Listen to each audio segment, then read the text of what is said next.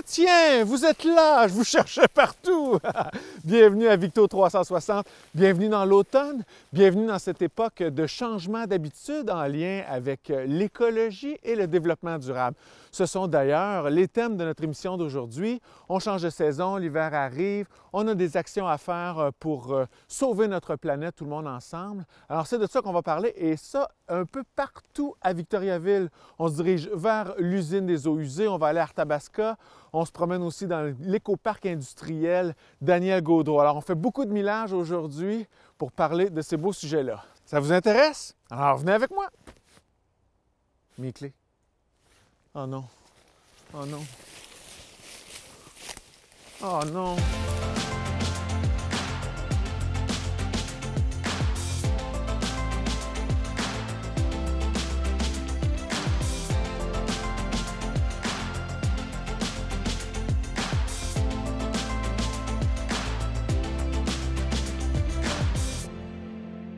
On est à l'usine de traitement des eaux usées Achille-Gagnon. Alors, c'est le genre d'usine qu'on voit à peine quand on passe sur le boulevard Jutra. Puis on a la chance de venir la visiter un petit peu avec notre guide, Mathieu Gosselin. Salut Mathieu. Bonjour, bonjour. Alors, toi, tu es opérateur de réseau ici. Oui. Fait que toi, dans le fond, c'est toi qui as la job de nettoyer les bassins avec une brosse à dents une fois de temps en temps. Non, ben, les bassins, on les nettoie pas, premièrement. Puis deuxièmement, ben, Ils se nettoient tout seuls. oui, c'est ça. Mais ils ne se forment pas vraiment de solide qu'on a à nettoyer périodiquement. Nous, ici, on fait la maintenance des opérations pour avoir le meilleur traitement possible en continu. Donc, comment ça fonctionne ici?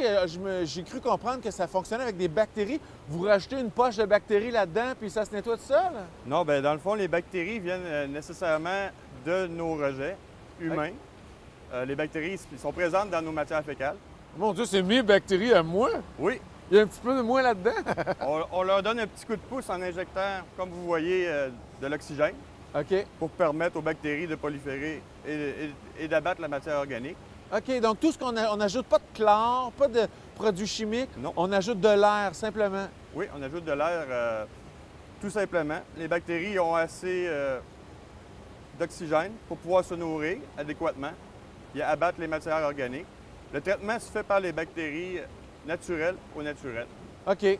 Donc, dans le fond, on encourage mes petites bactéries à faire leur travail. Oui, bien, on sert de ce qu'on a. Mais avant que l'eau arrive ici, dans ce bassin-là, admettons, là, j'imagine qu'elle est filtrée d'une certaine façon pour enlever les objets. Bien, les objets sont enlevés dans la partie réseau. Puis j'imagine qu'on n'en voudrait aucun solide, là. Préférablement, oui. Mais on a beaucoup de particules de lingettes. Je vous dirais que les lingettes est notre plus gros problème. Quel genre de lingettes? Les lingettes jetables pour les OK. enfants. Ouais, pour nettoyer les mains ou Oui. nettoyer les petites fesses, OK. Ça, c'est une matière qui se dissout aucunement dans notre eau.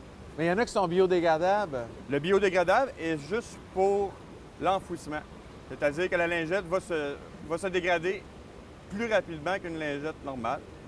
Plus de lingettes vont faire en sorte que nos pompes vont boucher. Ah, ouais. Si j'ai des pompes qui bougent beaucoup dans mon réseau, il peut y avoir une problématique où je suis plus capable d'amener mon eau à ici. Là, il faut fermer les pompes. Puis là, malheureusement, l'eau usée pourrait se ramasser dans la rivière. Oui, exactement. Puis ça ne sera pas très long parce qu'on a quand même 35 millions de litres d'eau par jour à traiter ici. Et puis combien de temps qu'elle reste de temps ici, l'eau? L'eau, une fois qu'elle est rentrée, il reste 16 heures de rétention, de traitement, avant le rejet. OK. Moins d'une journée. Ah, c'est cool, ça. On va continuer notre visite? Oui, je vais vous amener au laboratoire. Au labo, OK, parfait. Mathieu, ici, on est dans le laboratoire. C'est ici qu'on va analyser la qualité de l'eau qui va sortir de l'usine?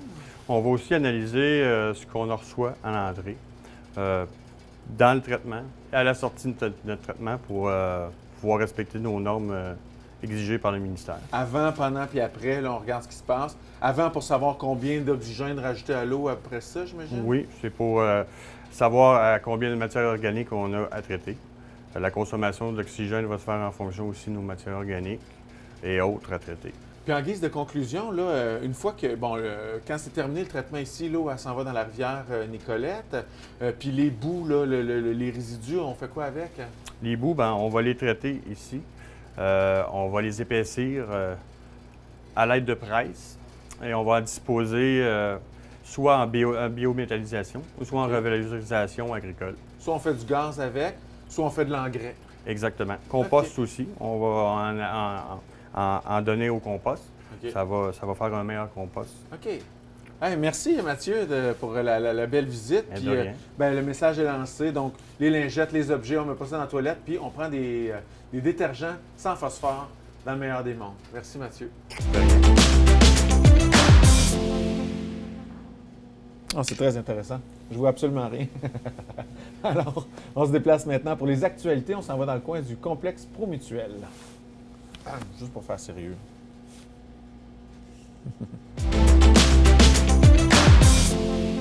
Pour les actualités aujourd'hui, on change un petit peu. On est avec Stéphanie Belland en remplacement de Fanny. Bonjour Stéphanie, ça va bien? Bonjour Pierre-Luc, oui, ça va bien toi? Oui, très bien. Tu es stagiaire en communication à la ville de Victoriaville. Donc, ta punition, c'est de venir faire les actualités avec moi. Non, c'est une récompense. C'est une C'est un beau récompense. défi pour moi de faire ça. Bon, je suis sûr que ça va bien aller. On va commencer par parler de la journée découverte qui va avoir lieu ici même au complexe Promutuel. Oui, exactement. Les gens sont invités à venir à des journées d'initiation à l'escalade. C'est gratuit pour la population. Il suffit de s'inscrire en se rendant sur le site web quoifaireavicto.com. Là, on va faire de l'escalade, mais c'est super haut, là, sauf que les gens vont être accompagnés, sécurisés par l'équipe de Campus Escalade. Oui, ça, hein? exactement. Il va y avoir des gens de Campus Escalade qui vont être là. Puis c'est assez impressionnant. Là. Ça vaut la peine de venir voir de quoi ça a l'air. Oui, oui, même ceux qui en font chez Campus Escalade, là, c'est très différent. Là. C'est pas la même chose. Là. Fait que oui, c'est à découvrir. Une autre chose aussi dont on voulait parler, c'est le sondage écohabitation pour l'habitation des aînés dans les futures décennies. Oui, exactement. C'est un sondage qui est réalisé par la Ville de Victoriaville auprès des citoyens et citoyennes qui sont âgés de 55 ans et plus. C'est vraiment pour connaître leurs besoins là, par rapport aux habitations au moment de la retraite. Donc, quel genre de logement... dans quel genre de logement ils se verraient habiter là, à Victoriaville là, et où ils pourraient s'épanouir finalement. Mais là, il ne faut pas mettre la proposition genre condo en Floride. Hein. Mettez pas ça dans le sondage, ça va comme non. On a surchauffer. tellement un beau milieu, Ben oui. faut en profiter. OK, puis on va où pour remplir ce sondage-là? Le sondage, c'est en ligne, c'est au vic.to/aîné. Puis les gens courent la chance de gagner un bon d'achat, soit au quartier Notre-Dame ou à la Grande Place des Bois-Francs, un bon d'achat de 75 $. Bon, c'est pour les 55 ans et plus, puis ça va leur faire quelque chose, les 56 ans, de taper aîné, là, ça va leur donner de la retraite d'un doigt. Autre dernier sujet dont on voulait parler, c'est la Journée mondiale de l'enfance. C'est quand, ça? Ça va avoir lieu le 21 novembre. Pour l'occasion, il va y avoir des activités qui vont être organisées au Centre communautaire d'Arthabasca entre 10h et 15h. Donc, les enfants vont être invités à faire le parcours bleu. C'est en référence au ruban bleu pour les droits de l'enfance. Donc, il va y avoir des activités, de l'animation ambulante, un parcours qui va leur faire découvrir les droits de l'enfant de manière ludique. OK, cool. Bon, super. Est-ce qu'il faut s'inscrire à l'avance? J'imagine que oui. Hein? Oui, bien, pour avoir l'information, là, il suffit de se rendre sur le site vic.to/enfance 2021. Hey, t'étais un vrai moteur de recherche, là. 3 adresses à nous livrer. Ça fait ça impec. Merci beaucoup, Stéphanie. Merci à toi. Alors, comme promis, on se déplace partout à Victoriaville aujourd'hui. Là, on s'en va dans le nouveau parc industriel, l'éco-parc industriel Daniel Gaudreault, pour rencontrer la gang de Gestera. C'est parti. Alors, on y est dans les assez nouveaux locaux de Gestera. Ça fait quelques années, c'est super beau, c'est tout en matériaux recyclés. Je suis moi-même recyclé, hein? J'étais comédien avant, puis je suis maintenant animateur. Et je suis en compagnie de Francis Gauthier, qui est directeur de projet ici chez Gestera, c'est difficile à dire. Et on est aussi en compagnie de Frédéric Michaud, qui est directeur général de la MRC d'Arthabasca. Oui, bonjour. Et puis, on va parler ensemble de réduction de déchets, parce qu'en octobre, il y avait la semaine québécoise de la réduction des déchets. Je me demandais, est-ce qu'on est-tu bon, nous autres, dans le coin, en réduction de déchets? Mon voisin, moi, il est excellent, son bac noir, je pense qu'il sort une fois ou 2 mois. Mais est-ce qu'on est tous aussi bons que mon voisin? Globalement, dans la région, on est assez bon. On est une région qui performe assez bien si on se compare à d'autres régions au Québec. On est parmi les meilleurs, je dirais, dans le top 10 facilement. Cependant, on a perdu des rangs depuis quelques années. Là, on a vu le déchet produits par les citoyens, par les entreprises, a augmenté depuis 2-3 ans, là, avant même la pandémie. On s'est rapidement rendu compte que la majorité du contenu du bac noir dans la MRC d'Arthabasca, dans la ville de Victoriaville, était principalement composé de matières qui n'ont pas d'affaires dans le bac noir. Fait en gros, à peu près le quart du bac à déchets devrait se retrouver dans le déchet, alors que le 3/4, si le tri avait bien été fait à la source, aurait dû se retrouver soit dans notre bac vert ou dans notre bac brun, ou à l'éco-centre ou dans une ressourcerie. Puis ça, ce constat-là nous avait inspiré notre campagne de sensibilisation qui roule depuis quelque temps, le composter un geste naturel. Puis avec cette campagne-là, c'est une campagne qui a bien fonctionné, mais qui n'a pas atteint les objectifs qu'on s'était lancés de réduction du déchet. Comme j'ai dit tantôt, on a vu le déchet, au contraire, augmenter. Puis on s'est rendu compte, c'est un constat aussi à travers la province, on parle avec les spécialistes de la gestion des matières résiduelles un peu partout au Québec, puis on se rend tout compte que les efforts de sensibilisation, les efforts de communication ont atteint une certaine limite, là. Comme dans la région, on a atteint une belle performance, mais on n'est plus capable de s'améliorer juste par la sensibilisation. Ce qui fait qu'on a conclu finalement qu'on était dû pour des changements peut-être un peu plus concrets. Il y a des municipalités qui ont bougé, qui ont posé des gestes plus concrets depuis quelques années, puis que dans la quantité de déchets générés par habitant, bien, ils nous ont dépassés. Ils se sont améliorés plus rapidement que nous autres. Donc, ça a fonctionné. Donc, ça a fonctionné. Puis je crois que Victoriaville et la région de la MRC d'Arthabasca, on est rendu là aussi de poser des gestes un peu plus concrets. Qu'on avait peut-être un peu surfé sur notre notoriété dans les dernières années, avec l'implantation du bac brun qui date de plusieurs années dans la région, le recyclage, qu'on est assez performant. On a un peu stagné. Il y a des régions qui ont posé des gestes concrets dans les dernières années qui nous ont dépassés. Et ça, quand on vous parle des gestes concrets qui vont être mis en place, il y a une vocation écologique et économique à ces gestes-là. Parce que le déchet est la matière qui coûte le plus cher et qui a le plus grand impact environnemental. Chaque tonne de déchets qu'on envoie dans notre site d'enfouissement régional, ce site-là coûte des millions de dollars à gérer, à entretenir, mais aussi chaque tonne de déchets, on devra la suivre pendant des décennies pour s'assurer qu'elle ne coule pas dans l'environnement et tout et tout. En plus, le déchet est fortement taxé par le gouvernement du Québec et il va le taxer davantage. Donc, une région, autant économiquement qu'écologiquement, doit prendre des décisions. Et la décision qui a été prise, c'est augmenter la collecte du bac brun. Parce qu'il y a encore beaucoup, une des décisions, c'est d'augmenter la collecte du bac de matière organique. Pourquoi? Il y a encore beaucoup de gens qui utilisent le bac brun seulement pour les résidus de jardinage, la pelouse, les feuilles, la tonte. Alors que le gros du volume qui se trouve dans le bac noir, c'est des déchets de table. Donc, si on retire le déchet de table du bac noir et on l'envoie dans le bac brun, c'est un gain écologique et économique, presque instantanément. Et là, ce qu'on invite les citoyens, c'est de faire un bon transfert du déchet organique qui finalement peut faire du compost, qui va être bon pour les prochaines générations et notre portefeuille collectif. Donc, plus de bac brun, un petit peu moins de bac noir. Tout à fait. On va faire de la réduction de déchets finalement en le triant un peu mieux à la source. C'est un peu de la réduction de déchets, mais c'est aussi un peu de la meilleure gestion domestique de ces déchets. Oui. Bon, super. On va continuer à en parler cette fois-ci avec le maire de Victoriaville. Donc, merci messieurs pour ces beaux gestes que vous faites. Puis moi, j'embarque. Merci à tous. Merci. Comme promis, je suis en compagnie d'Antoine Tardy, le tout nouveau maire de Victoriaville. Bonjour Antoine. Bonjour. On vient d'avoir une belle annonce de la MRC d'Arthabasca. Victoriaville va pouvoir garder son statut de berceau du développement durable parce qu'on fait encore des nouvelles actions encore plus vers l'écologie et le développement durable. Tout à fait. On pose un geste concret avec une diminution de la collecte du bac noir, mais une augmentation de la collecte du bac brun. Donc, si les citoyens collectent habilement leurs matières résiduelles, on va être en mesure d'enfouir moins de déchets et d'être plus écologique. Oui, puis tu sais, dans le fond, on va accompagner la population là-dedans. Ils ne seront pas laissés tout seuls à eux-mêmes là-dedans. On va pouvoir, la Ville de Victoriaville va donner aussi des outils pour aider les gens là-dedans. Vraiment. Puis il y a des campagnes de sensibilisation qui sont déjà en cours. D'ailleurs, j'invite les Victoriavillois à déjà se mettre à la page puis commencer à trier de façon plus efficace les déchets. Puis ça va se poursuivre au cours des prochains mois puis au cours de la prochaine année également pour que la transition se fasse de façon harmonisée puis que les citoyens soient bien accompagnés là-dedans. Bien oui, absolument.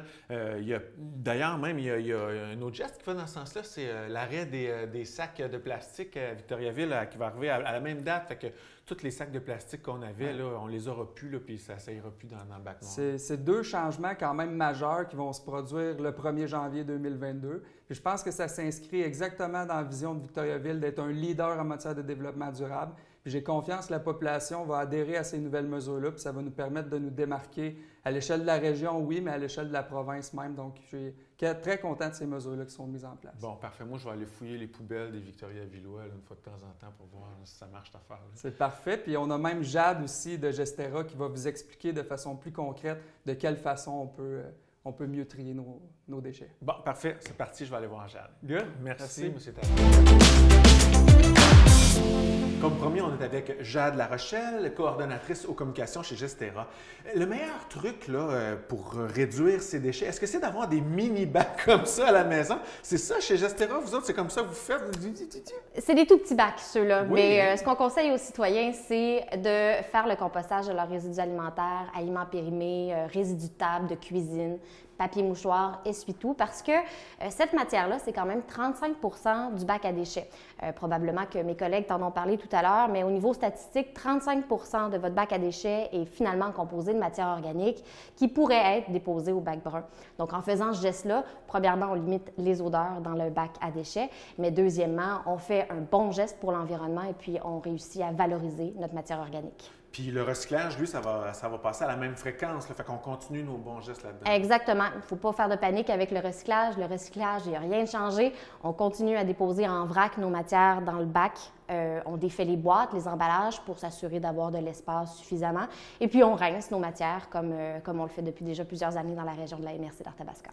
Si j'ai des questions, là, je me demandais l'autre fois, mes écailles d'huîtres, là, je fais quoi avec ça ou ces choses-là? Qu'est-ce que je fais pour avoir tout mes à réponses? fait. La gestion des matières résiduelles, c'est plein de petits pièges comme ça. Quand on a des questions ou un doute sur un article, on peut facilement télécharger l'application Gestrio ou aller voir tout simplement sur un navigateur Internet, donc le gestrio.ca ou sur le Apple Store ou sur la surface Android. On peut télécharger l'application. L'application, c'est très pratique. C'est un moteur de recherche. La liste des points de dépôt disponibles dans la région pour certaines matières problématiques, entre autres les résidus domestiques dangereux, mais c'est aussi la place pour s'abonner à des alertes de collecte. Donc, si jamais j'ai peur de manquer une collecte ou avec le changement de fréquence du bac à déchets, j'ai peur d'oublier, on télécharge l'application, on s'abonne aux alertes de collecte, puis à la veille de la collecte, l'application nous pousse une notification qui nous permet là, de ne pas oublier la fameuse collecte du bac à déchets, du bac à matière résiduelle, vert ou brun, bref, l'un ou l'autre. Quand on parle des gens de la réduction des collectes du bac noir, la peur qui vient en premier, c'est les odeurs. Oui. Est-ce que c'est une peur qui est justifiée? J'ai l'impression que non, parce que de toute façon, ce qui sent mauvais, ça s'en va dans le bac de compostage. Exactement. La majeure partie des matières qui vont dégager des odeurs peuvent trouver leur place au bac brun. C'est sûr qu'il reste des matières problématiques. Lorsqu'on a fait l'annonce, entre autres, il y a eu beaucoup de commentaires sur les couches pour enfants. Donc ça, des couches lavables? Des couches lavables régleraient grandement le problème, effectivement, Pierre-Luc. Mais sinon, on peut prendre un sac très hermétique, y déposer les couches, même on peut doubler le sac. Et puis, le bicarbonate de soude peut aussi aller neutraliser les odeurs dans le bac. Même dans le bac brun, on peut saupoudrer légèrement du bicarbonate de soude et puis ça va neutraliser les odeurs. Bon, c'est sûr qu'il y a une limite au bicarbonate de soude, mais ça aide grandement, la petite vache, là. Puis de toute façon aussi, de septembre à mai, il fait quand même assez frais, fait que là, tu sais, ça va pas... Tout à fait. En période hivernale, à l'automne, au début du printemps, en général, les odeurs, ce ne sera pas un problème. On peut facilement accumuler la matière. Dès qu'il y a des odeurs, on dépose notre bac à la collecte. Il n'y a aucun souci. Et puis en été, bien, c'est ça. Avec les odeurs, la chaleur, ça peut peut-être causer plus de désagréments. À ce moment-là, comme je le disais, on dépose son bac à chacune des collectes. Ouais. Et puis, c'est le bon geste à faire. Là, on va être content de le ramasser. Oui, puis j'ai vu l'application dont tu parlais tantôt, Gestrio, oui. C'est ça? C'est vraiment cool. Là. Je ne la connaissais pas. Ça fait quelques années que ça existe. Fait que moi, je vous encourage là, chaleureusement à aller voir ça, cette application-là. Puis les alertes, là, c'est fait pour moi, ça. Exactement. C'est parfait. Puis vraiment, une foule d'outils qui seront en développement aussi l'année prochaine. Là, donc, on vous invite à télécharger l'application en grand nombre. Puis si on a d'autres questions, bien, on va sur le Facebook de Gestera. Puis je pense que c'est toi qui vas répondre à nos questions. questions. Tout à fait. Moi, derrière le clavier, je reçois vos questions. Je m'informe à l'interne à savoir quelle matière va où. Quand il y a un doute, on trouve la réponse et puis on la publie. Puis là, on connaît la face qui est au bord du clavier qui répond. Exactement. Ça va me faire plaisir de vous répondre. Merci beaucoup, Jade. Merci beaucoup, Pierre-Luc. On continue notre grand déplacement à travers tout Victoriaville. Ça ne s'appelle pas Victo 360 pour rien. On s'en va maintenant dans Arthabasca Ouest avec Michael Provencher, conseiller municipal. Alors, on termine notre émission en beauté avec Michael Provencher, conseiller municipal district Arthabasca-Ouest. Bonjour, Michael. Bonjour, je ne sais pas si c'est en beauté, mais il est là. Ben oui, c'est en beauté, voyons. L'automne et le début de l'hiver te va si bien, Ouais. Michael. Ah, merci. Ça va avec D'ailleurs- mon teint, tu sais. Ça, ben oui, voilà. D'ailleurs, avec un beau décor aussi, Oui. l'agrandissement de l'école Saint-Christophe. Ben oui, c'est intéressant. L'école Saint-Christophe a subi une belle cure de rajeunissement de certaine façon. Il y a un gymnase qui a été rajouté. Le gymnase est plus gros que l'école en passant. hein, Oui, sûrement. c'est vrai, mais il répond aux normes pour être capable d'accueillir les étudiants du secondaire également. Ah ouais, ok. D'ailleurs, il est utilisé par les astéries Ok. pour faire leurs pratiques et autres. là. Donc, Puis- il est utilisé par les enfants du primaire, les astéries, entre Oui. autres. Puis c'est aussi disponible à la population par C'est le vrai? biais du guichet unique, parce que comme vous le savez, la ville de Victoriaville et le centre de services scolaires des Bois-Francs et le cégep de Victoriaville, d'ailleurs, ont une entente tripartite qu'on appelle le guichet unique, par lequel la population peut réserver des espaces dans tous les plateaux, que ce soit du cégep, de la commission scolaire ou encore de la ville. Mais c'est super Simplement cool, ça. s'adresser à la ville, oui. Puis, voyez-vous, en même temps, avec les travaux, on a refait le terrain de baseball qui est à l'arrière ici. Donc, ça a été une pierre deux coups. Puis on voit ça souvent ailleurs au Québec, des Non. commissions scolaires, des cégeps puis des municipalités qui se mettent ensemble pour Mm. partager les locaux. Non, je vous dirais que l'entente guichet unique, elle est vraiment unique dans la province, là. C'est à peu près le seul endroit qu'on connaît qui a une entente de ce type-là. C'est vrai que c'est unique, guichet Ben ouais, unique, ben c'est ouais, unique. le nom le dit. Le nom le dit, mais non, c'est plus pour accès unique. Mais c'est le seul endroit dans la province où il y a une entente comme ça entre la ville, le centre de services scolaires et le cégep. C'est vraiment, là, je pense que c'est un testament de la collaboration qui existe ici en région. OK. Cool. Ben, c'est à nous d'en profiter maintenant. Là, c'est terminé, mais on a eu quelques flocons là, il y a quelques Ben instants oui. alors qu'on se préparait. Ouais. Ça nous a donné le goût de parler de déneigement, Ouais, même si non, tu sais, c'est on ça. n'en aurait pas parlé là, sinon. Là. Ah non, ben c'est sûr, c'est sûr. Hein, tu sais, on aurait gelé, mais on n'aurait pas parlé. Mais là, ça s'en vient, veut pas. Ouais. La ville, je pense, j'ai vu, a commencé à installer quelques balises là, sur des terrains. Oui, exactement. La ville, à certains endroits plus problématiques pour les équipements de déneigement, on a installé des balises, justement. Comme ça, si vous voyez apparaître des balises sur votre terrain, c'est pas le bon Dieu ou le bonhomme 7 heures, c'est les employés de la ville qui sont passés pour justement essayer de délimiter certains endroits plus problématiques. On vous demanderait de ne pas les enlever. Malheureusement, certaines personnes les ont enlevés, mais il faudrait les laisser sur place Ouais. parce que ça vise à protéger justement certains endroits critiques. Les propriétaires peuvent en mettre également, eux, s'ils le désirent, pour protéger le terrain. Mais le but de ces balises-là, c'est pas de protéger les terrains, c'est vraiment pour des endroits plus problématiques, je dirais, là, pour les Là, déneigements. on dit balises, là, mais en fait, c'est des piquettes. Là, Ouais, ouais, c'est c'est des piquettes de piquettes. métal bien simples. C'est des là, juste piquettes. pour être Oui, il y a clair, pas.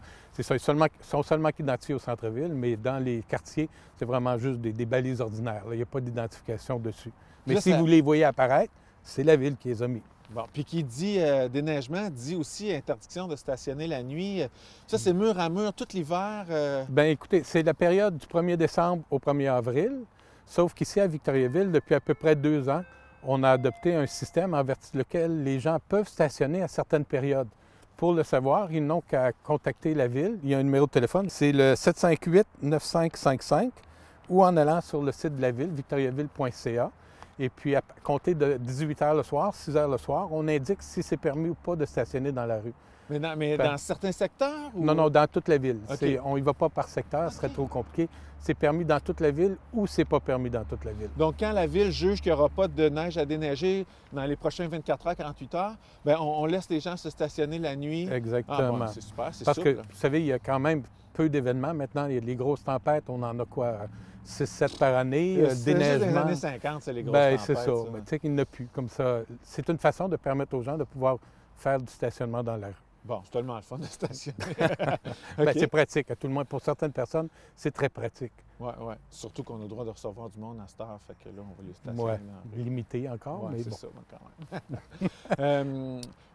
Aussi, j'ai vu qu'il y avait une nouvelle zone scolaire dans votre secteur, sur la rue Laurier. Oui, il y a une nouvelle zone scolaire qui est installée en face de l'école Zigzag avec un brigadier. Oui, on le voit Puis- bien, on le voit de très loin. Il est jaune, pas à peu près. Oui, parce qu'il y a quand même beaucoup de circulation sur la rue Laurier, là. Puis c'est aussi une rue qui est très restreinte, parce que ça aussi, avec le déneigement, les gens, il faut qu'ils fassent attention au niveau des zones scolaires en période hivernale. Il y a les bancs de neige, il y a les camions de déneigement, il y a les parents qui vont porter ou chercher les enfants. Les rues sont rétrécies. Déjà que la vitesse a été diminuée dans les zones scolaires, puis notamment sur Laurier, c'est 30 km/h. Il y a une raison. C'est parce que quand il y a des autos stationnées, ça ne passe pas à 2 autos dans la rue ou à peu près pas. L'hiver, c'est encore pire. Les bancs de neige, bien, il y a une auto qui passe. Comme ça, c'est faire attention dans les zones scolaires en période hivernale, justement en raison de ces faits-là.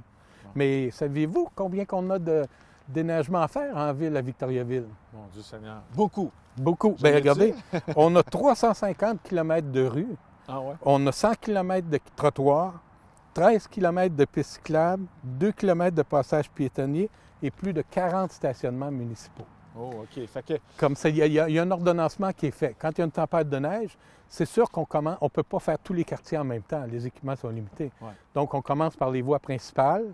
Par la suite, ça va sur les voies qui sont près des écoles pour dégager le plus possible, éviter les accidents avec les enfants. Et après ça, on s'en va un peu plus loin dans les quartiers et on fait le reste. Donc, on est patient, là. Ben oui, écoutez, c'est qu'on n'a pas assez d'équipements pour faire toute la ville.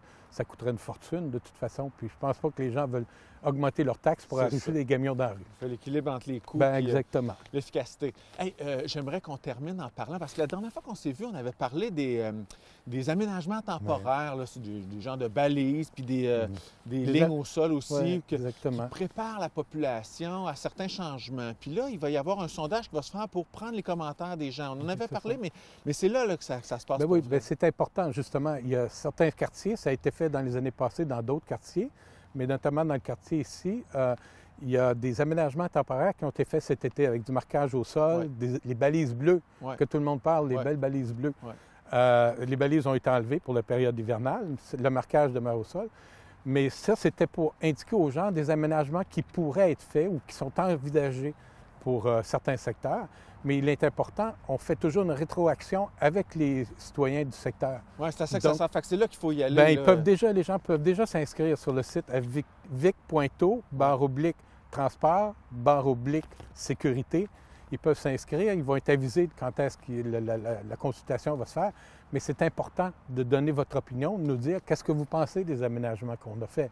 Parce que dans 3 ans, il va être trop tard. Parce que le but, c'est justement, on fait un sondage, on fait des aménagements temporaires, on fait une autre rétroaction par la suite, savoir ce que les gens en pensent, et après, on fait des aménagements qui sont permanents. Qui sont permanents. Alors, c'est le temps, là. Puis, donc, il ne faut pas qu'il soit trop tard, là. Hein? C'est là que si on a quelque chose à dire, on dit là. Parlant de trop tard, là, l'émission est finie. Il faut qu'on arrête, là. Excusez. OK. Merci beaucoup, Michael. Merci. Voilà, c'est ce qui met fin à cette édition de Victo 360. C'est un plaisir d'être avec vous encore une fois. Je vous invite à embarquer dans les propositions qu'on vous a faites aujourd'hui en développement durable, dans ce cadre où est-ce que la COP26 vient juste de se terminer au niveau international. Bien, nous aussi, on a notre part à faire, on fait notre petit bout de chemin et c'est le fun de pouvoir participer à ce beau grand mouvement écologique. Merci de votre présence et à très bientôt pour un autre Victo 360.